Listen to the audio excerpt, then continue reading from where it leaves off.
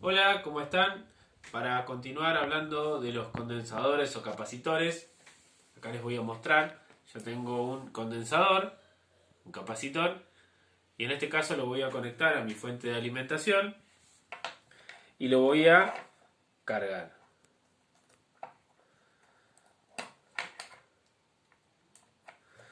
Lo cargamos, lo dejamos unos segundos que se cargue.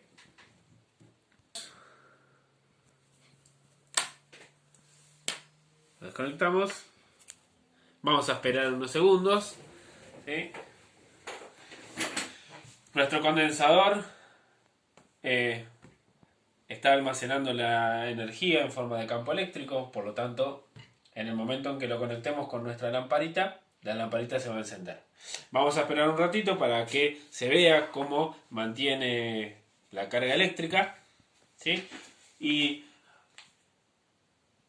bueno, como yo les había dicho, la capacidad que tiene el condensador tiene que ver con la superficie de esas placas. Nosotros en la clase anterior habíamos construido nuestro condensador casero y vimos que las placas las enrollamos. Adentro de estos condensadores hay también lo mismo, hay placas que están enrolladas y por eso tienen forma de tubo. Pero lo que es lo mismo, son placas que están enrolladas, pero el concepto es siempre igual, son placas paralelas enfrentadas entre sí. Cuanto más grandes sean esas placas, más capacidad va a tener el condensador. Y cuando más juntas estén esas placas, cuando la distancia sea más chiquita, también va a tener más capacidad el condensador. Pero para eso es necesario muchas veces agregarle un dieléctrico, un aislante entre capa y capa para que no pase la electricidad. En cuanto a las magnitudes, la carga que puede admitir un condensador es proporcional al voltaje con que uno lo conecte y a la capacidad misma del condensador, que tiene que ver con su fabricación, de acuerdo al tamaño de sus placas, la distancia, el dieléctrico que tenga en su interior. Y si recuerdan las magnitudes, la carga eléctrica se medía en Coulomb, el voltaje lo medíamos en volt, y bueno, la capacidad lo represento con la letra C. Por lo tanto, esa capacidad, ¿sí?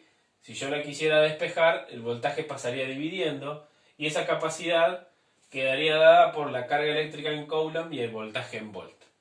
Cuando yo hago eso, si tengo la carga eléctrica en Coulomb y el voltaje en volt, cuando tengo un Coulomb sobre un volt, esa capacidad la voy a medir en una unidad que se llama faradios, ¿sí? Es la unidad con que se mide la capacidad de un condensador.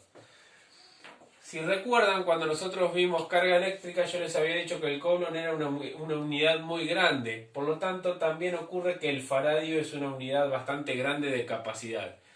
De ahí es que van a ver que en los condensadores muchas veces va a decir microfaradios, nanofaradios, ¿sí? Son los valores más comunes que se encuentran. Bueno, acá tenemos nuestro condensador o capacitor que seguramente está cargado todavía porque no lo conectamos. Si se logra ver, ahí dice su capacidad que es de 2000 micro F, significa 2000 microfaradios. Esa es la capacidad del condensador y 40V significa que puede ser conectado a una corriente, una alimentación de 40 volts. Bueno, lo voy a conectar y esto debió almacenar su carga eléctrica, por lo tanto la lamparita se debiera prender hasta que se descargue el condensador. Bueno, vamos a ver si se ve la lamparita. Bueno, joya. Bueno, y ahí vemos cómo nuestro condensador se va descargando y la lamparita va perdiendo su brillo hasta que consume toda su energía.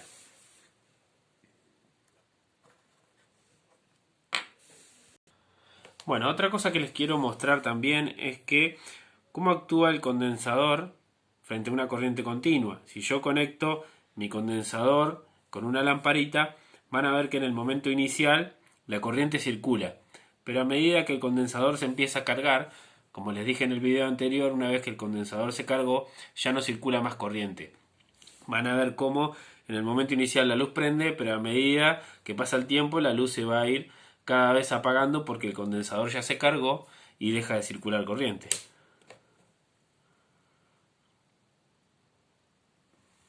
Fíjense en cómo la lucecita va perdiendo su brillo, porque es el condensador o el capacitor ya se está cargando. Ahí ya prácticamente ya se cargó y casi no está circulando electricidad. Luego desconecto mi circuito. Mi condensador está cargado. Por lo tanto, vuelve a pasar lo mismo. Si yo lo conecto, fíjense que ya lo tengo separado de mi fuente de alimentación.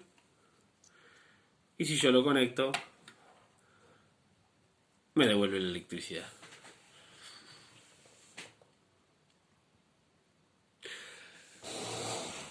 ¿Qué pasaría si yo a este mismo condensador, en vez de conectarlo con corriente continua, lo corriente con corriente alterna? Bueno, con corriente continua ocurre lo que hicimos recién. Hasta el momento de la carga completa la corriente circula y luego ya no circula más. Si yo conecto un condensador con corriente alterna, la lamparita se prendería todo el tiempo, porque como vimos la corriente alterna cambia de sentido de circulación y es como que el condensador se carga por un lado y se carga para el otro todo el tiempo. Entonces la lamparita nunca se apagaría y el condensador en sí haría como si fuese una especie de resistencia. Simplemente deja pasar la electricidad, pero presenta una resistencia en el camino. Bueno, si recuerdan nuestro generador electrostático que tenemos aquí, vieron que tienen como 2 cilindros a cada lado. No sé si le habrán prestado atención. Bueno, estos 2 cilindros son 2 condensadores que lo que hacen también es almacenar carga eléctrica y en un punto devolverla y para que tenga una chispa mucho mejor cuando salta la chispa, ¿sí? Cuando tengo estos tipos de condensadores se los conoce como tarros de Leyden o botellas de Leyden. Bueno, ese va a ser el deber que les voy a dar, investigar qué son los tarros de Leyden o botellas de Leyden y por qué se llaman así. Así que, bueno, nos vemos la próxima. Suerte.